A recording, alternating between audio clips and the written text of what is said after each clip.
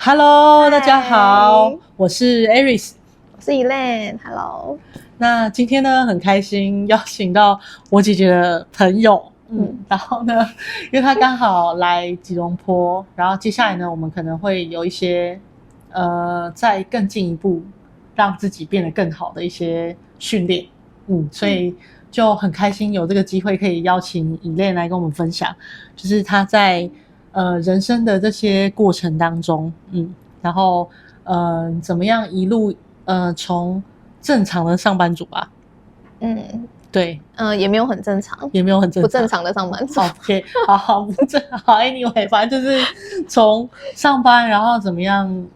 一路以来，然后心路历程要转到他开始接触身心灵，然后甚至也开始学潜意识的工具，对吗？好，那现在呢就邀请，然后跟欢迎 Elaine 来跟我们分享。Hello， OK， 那我的背景其实我大学是念比较传播科系的，所以我毕业后的第一份工作就是是选音效设计，那是电影的幕后制作这样子，很酷欸。对，因为我觉得声音是一个很有魔力、很有魅力的东西。我也这么觉得。对，因为在一个场景里面，然后它可以用一个看不到的，对，但是它可以很容易的把那个氛围，很直接的感觉，然后跟就是感受，对，所以我觉得声音它的没有任何的限制，然后它也可以就是创造无限的一些可能性跟无限的一种氛围感。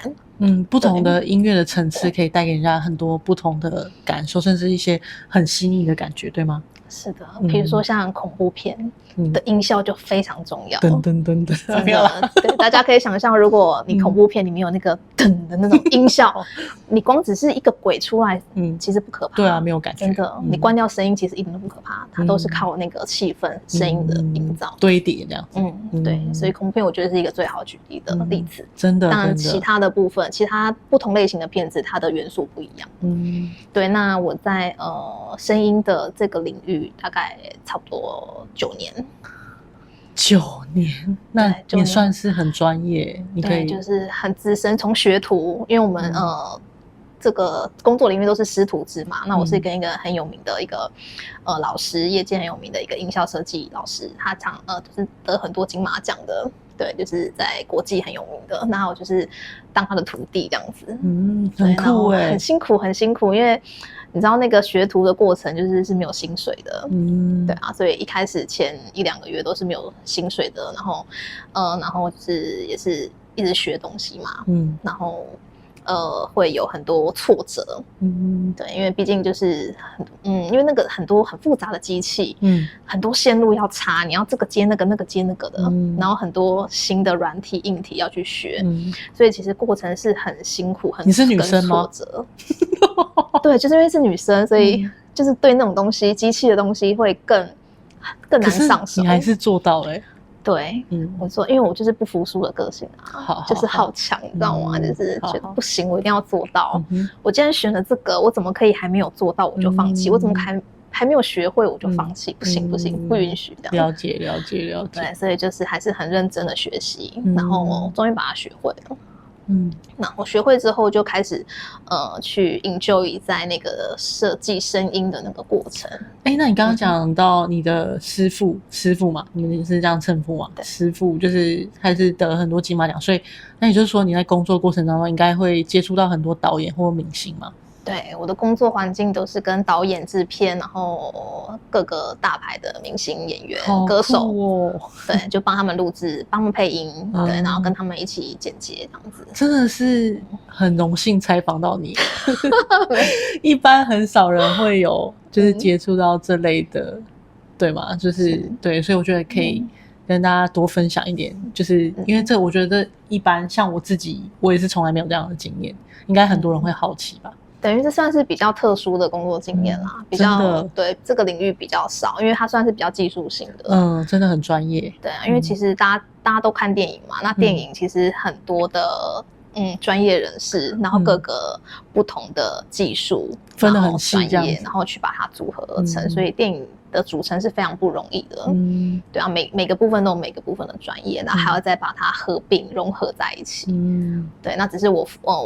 选择跟喜欢的就是在营销设计的这一块。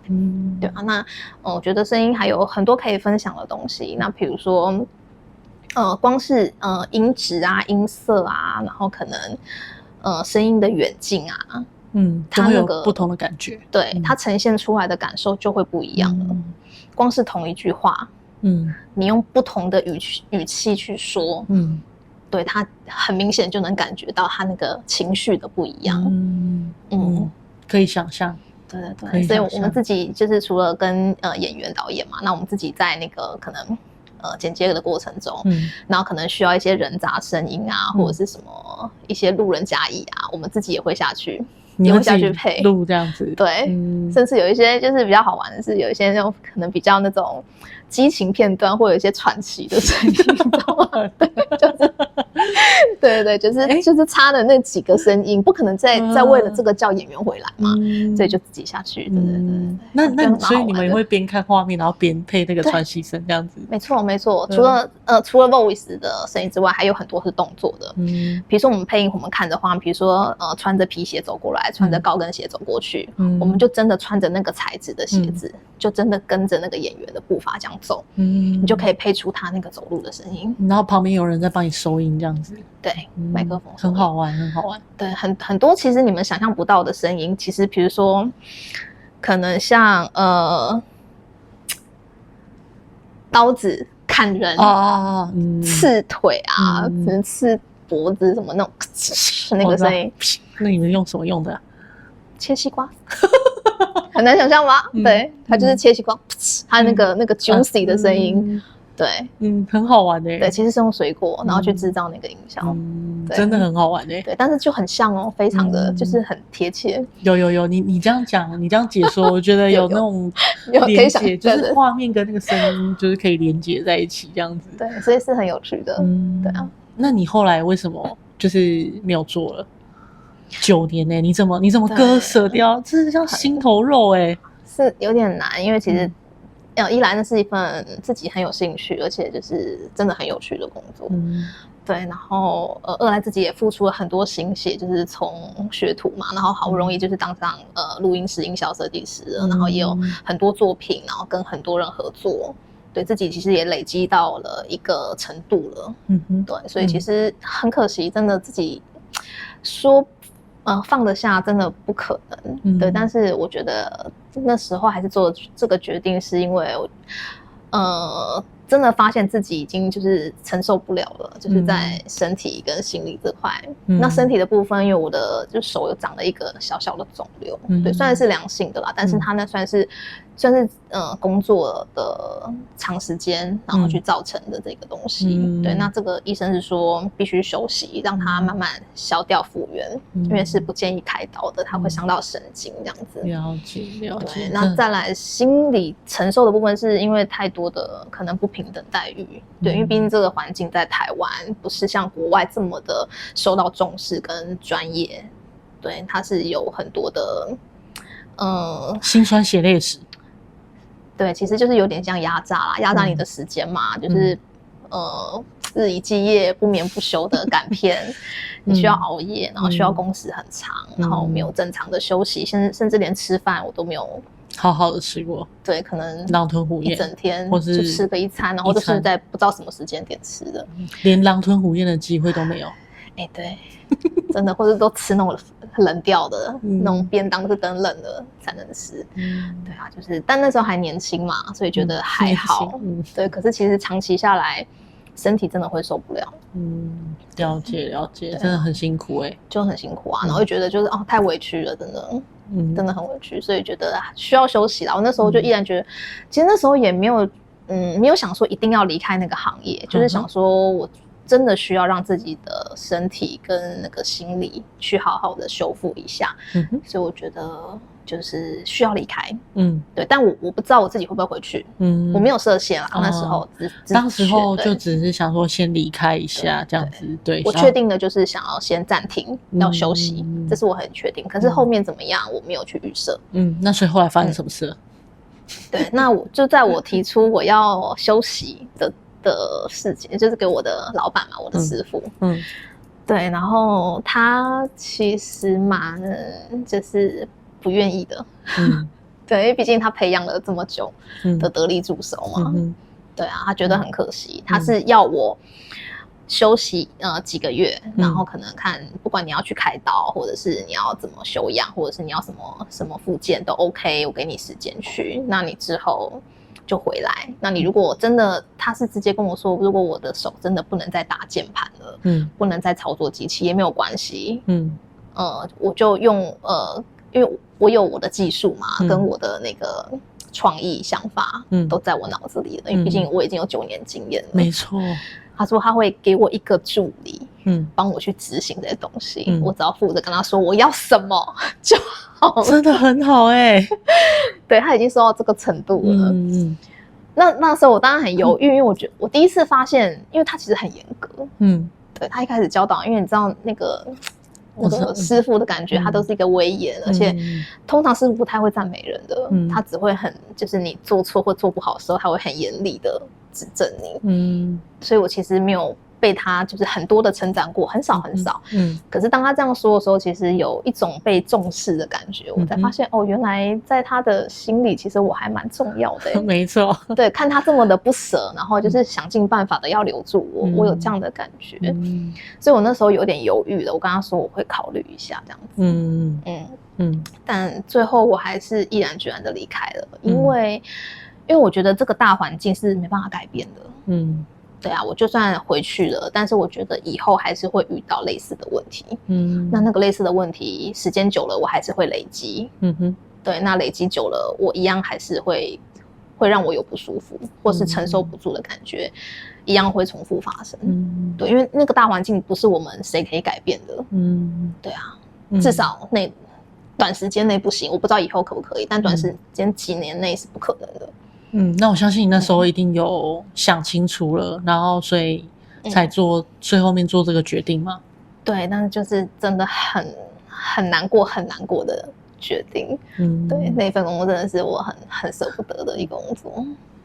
对，因为花太多心血在里面。真的9年呢，谁可以这样子？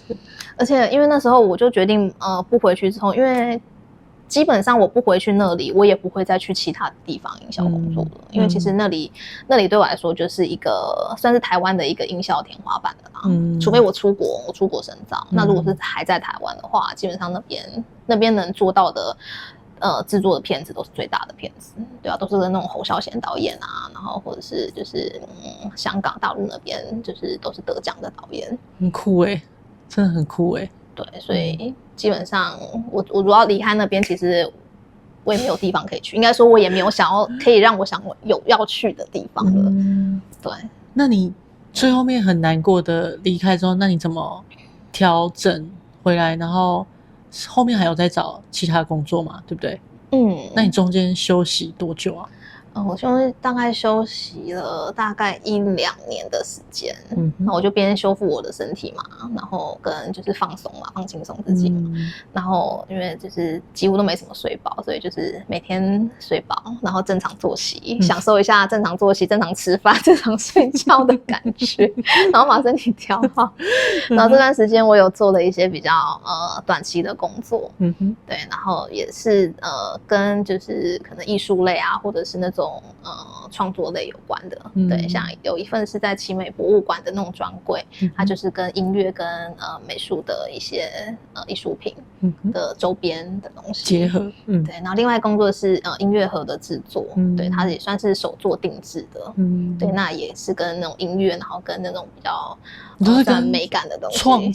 创作有关的工作对啊，就喜欢就是那种音乐啊、美术类那种很美的东西，对美的东西就是你就是生来要创作的啦，对啊，好，直接做一个结论这样子，对，可能有一点点天赋，一点点，不要这样子，那个什么，那叫什么谦虚，好，对我就是这样子9年我觉得9年真的很厉害，对啊，那你后来你下一个工作后来呢？你后来调整之后，后来你怎么去重新去规划跟你接下来的路？后来在学习那2年，然后做了几份临时的工作之后，就是这算是一个经历吧，也算是好玩的经历啦。但是毕竟那些工作都不是长久的工作，对啊。那后来我原本在台北嘛，那后来我就是我就搬到宜兰住了，然后搬到宜兰住，因为一开始妈妈搬到宜兰。他在就是喜欢那边的环境，就是好山好水这样子。好山好水。对，他就去那边会好无聊租了。没有啦，一开始很无聊，我说真的，一开始很不习惯，因为就跟台北生活完全不一样啊。台北都市这样，到处都是吃的逛的，宵夜，宜兰是没有什么宵夜的，都大概9点10点就都关门了。那不是养老的生活？对，就是养老生活。对，也没有地方逛街啊，没有百货啊，没有，就是街边也很少店面，只有夜市。对。然后因为妈妈在这里，然后我想说就过来，然后就休息一段时间嘛，然后就跟她一起这样子在那边就是修身养性这样子。对，然后后来有朋友就介绍了一个健身房的工作，因为那时候就是在宜兰那边有新开的分店，对，然后需要大量的业务，然后朋友本来就在里面工作了，然后就问我有没有兴趣。他是说就是因为一开始嘛，就是预售，他算是一个预售会员，然后会赚很多钱这样子。对啊，想说就是看我在那边没什么工作机会，都是很低薪的，要不然就是比较服务业或者是那种餐饮业、小吃类的。那你这个转变也很大就是从那应该完全不同领域啊，因为我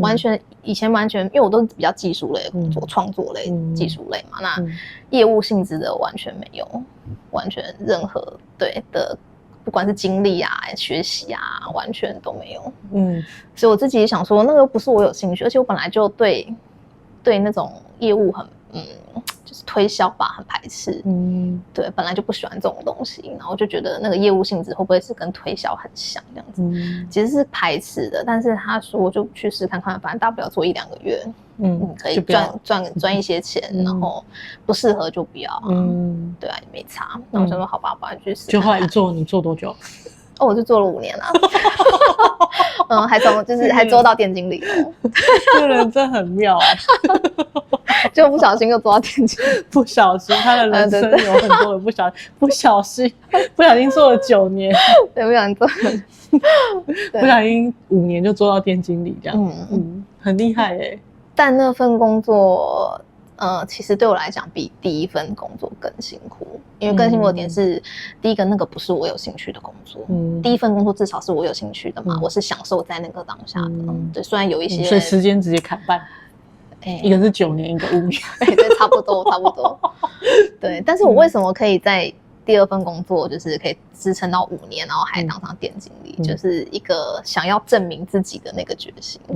对，就是因为我刚刚讲我蛮好强的嘛，就是不服输。对，然后而且第1份工作其实是遇到很多人为的那种，就是被冲康啊那种的，对啊，被搞啊。对，第一个被欺负，第一个工作还是第二个，对，所以那个环境比较复杂。对，因为大家会抢业绩啊，因为业绩这东西就是同事会抢你的客人啊，那一般就是跟主管说你坏话什么的那种事情，就是太多了，就是一直中箭这样，有没有？中箭有没有？中箭还有没有？有中很多箭，有。但是我是忍耐力很高的那种人，真的，我当下都忍耐了。你真的第一个可以9年，我完全心服口服你的忍耐力。对，我就是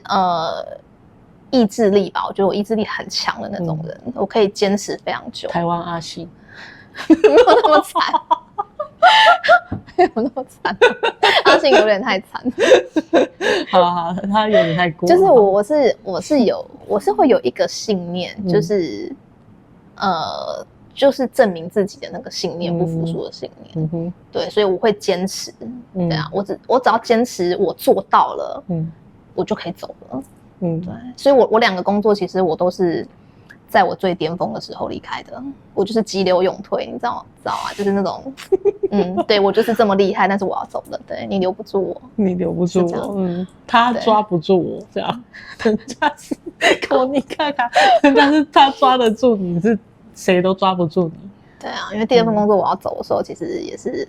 是上司一直慰留啦。对，但我就是因为我一旦决定了，就是我个性就这样，我要么我就是可以撑很久，但是我一旦做这个决定，谁说都没有用，我决定了就是决定了。谈恋爱也是一样，对，我就是我不会轻易说分手，但是我一旦说分手了就是分手了。我没有什么在说的，我没有确定之前我不会说出口，我一旦说出口了，我就是确定这么做。对，我就是这样的人，工作跟谈感情都是。那所以你第二个工作是因为就是那个环境太复杂，所以后来你就决定要离职这样子？也不单纯是因为这样子，就是因为它太多人事上面的东西嘛，那当然压力也很大，因为业绩环境一定都是。业绩单位一定会有各方面的来自上司的压力嘛，哪里的各部门间的嘛，对，然后时间工时也很长，我的工作基本上都是10到12小时一天，然后也没有什么固定的休息，对，基本上就是1个月1-2天、2-3天、3-4天，对，基本上不会1-2天、2-3天、3-4天，不会超过5天，对，不会超过5天的哦，没有什么那种周休日不可能啊，基本上超人吧。基本上有休到4天，我就觉得已经偷笑，1个礼拜我休到1天就已经很庆幸了这样。天哪！对啊，所以我的第二份工作基本上我是赚到钱了，但是基本上就走赚到钱，其他什么都没有，没有生活品质，没有自己的时间，没有可以休闲娱乐跟家人相处都没有。你应该比这个工作应该比军人还要军人。对，真的就是上班回去就是睡觉，起来就是上班，回去睡觉。人家说军人赚很多钱，然后没有地方花，就是对，因为都在上班嘛。我想你的那个应该也是这种情况。对啊，所以存了很多钱啊，赚了很多钱，然后对没时间花，所以就都存下来。那你后来离职之后，后来你怎么规划呢？我那时候离职就真的觉得，我那时候其实我一开始进去，其实我就告诉自己，我给自己5年的时间。你一开始进去你就我当初我就给自己5年的时间，你真的是目标感很强的人。5年的时间我就是要做到 top。对，然后做到了我就要离开了。因为我本来就知道那份工作不会是很久的，因为毕竟不是我真的很有兴趣的工作。对啊，那我只是进去历练嘛，然后证明我有这个业务的能力。对，证明我也可以业绩很好，然后证明我自己也可以当上主管。然后就是打脸那些人那样子，打脸那些欺负我或者不看好我的人。你真的也是很硬我都是用什么？我是用行动证明，我不会用嘴讲，我不会去吵架或者是干嘛，我就是用行动证明。是你外表，这跟你外表真的落差感很大。外表就温温啊，对啊，甜甜美美的一个女生，对，然后心里这么硬。你要弄我没关系，我现在不弄你，我忍着。对，你给我等着。对，10年不晚的。我是那种外柔内刚啦，像外柔内刚。好。那所以后来你离职之后，后来去做什么？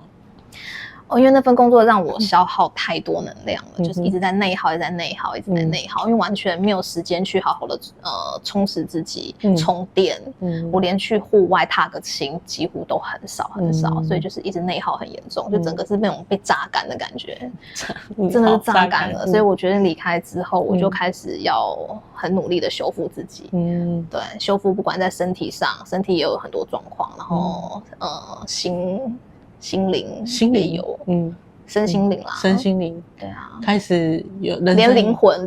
都觉得被伤到了，伤到很深哦，那个灵魂都被伤的，你可以从外到内，有没有身心灵3个阶层这样，所以要修复很久。我就给自己就是因为还好之前就真的有存到钱了，所以我给自己的时间不会对，就是放慢脚步，我就开始很放慢，因为之前就是一直在冲嘛，然后冲到自己就是把自己都耗尽了，所以我就是放慢脚步，先把自己调理好，身心灵全部到一个就是至少可能没有回到100%，至少也是80-90%的程度，那我再来规划我的下一步。对，因为我不想再让自己这么内耗了，而且我离开那个工作，我就告诉自己，我再也不要做一个就是可能只是为了赚钱而做的工作，因为那个太痛苦了。对，我不要只是为了赚钱，我要做的工作就真的是我很有兴趣，我是很可以投入在里面的。这句话应该会打到很多人。真的，因为现在很多人都为了赚钱的工作，大部分的人都是啊。对，所以你问问你自己，你开心吗？我看到这个很彪悍的外表看起来很甜美，但实际上说你问问你自己哦。对，你开不开心你就知道。好了，所以那时候那时候你到那个算是你人生一个很大的转捩点吧。是的，没错。对，然后据说也是在那个时候开始接触身心灵，对吗？对，就在修复自己的过程中，然后就踏上这个旅程。好，就踏上这个旅程。对，所以呢，这一个旅程呢，我们在这一集不会说，到下一集再跟大家分享。所以呢，我们这期节目到这边，记得哦。按赞，然后订阅，然后开启你的小铃铛，这样你不会错过任何精彩的节目。然后下一集呢，我会再请以类再跟我们分享，可以没有问题。他到底怎么样从真的他前面好几个工作都是 top， 然后怎么转战到身心，我觉得这个故事一定很精彩，所以不要错过。那我们下集节目再见，拜拜。